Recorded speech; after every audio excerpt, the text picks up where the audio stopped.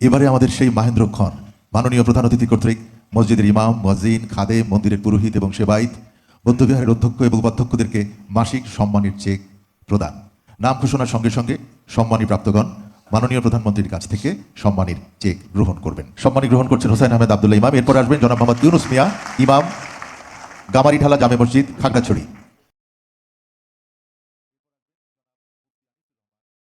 এরপর আসবেন মুফতি সাদিকুর রহমান, ইমাম, দেবোদ্দার নতুন জামে মসজিদ, নেত্রকোনা।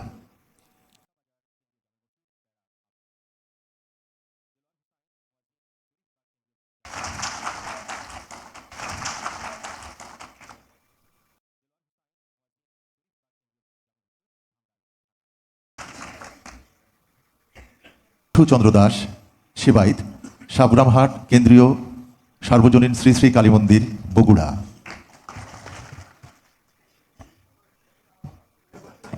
আসবেন হরিভূষণ পাল, সেবায়েত।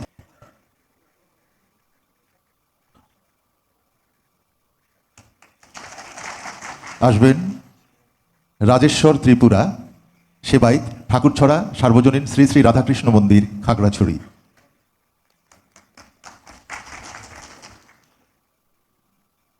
এরপর আসবেন অঞ্জলি চক্রবর্তী, সেবায়েত, শ্রী শ্রী বন্ধু মিলন মঠ, দোহার, ঢাকা।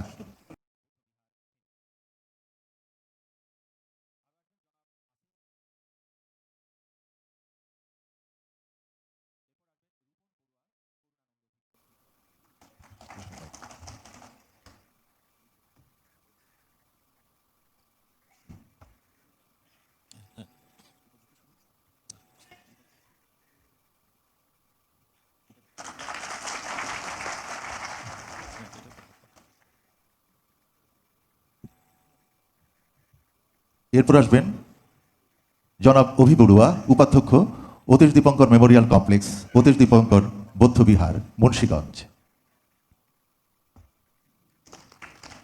আসবেন বিনয়দর্শী ভিক্ষু, উপাধ্যক্ষ, কুমিল্লা ইপিজেড সার্বজনীন মৈত্রী, সদর দক্ষিণ, কুমিল্লা।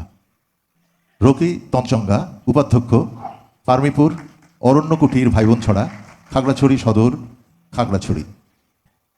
আসবেন চিক্কমণি চাকমা, উপাধ্যক্ষ, সাভার বনবিহার, সাভার, ঢাকা।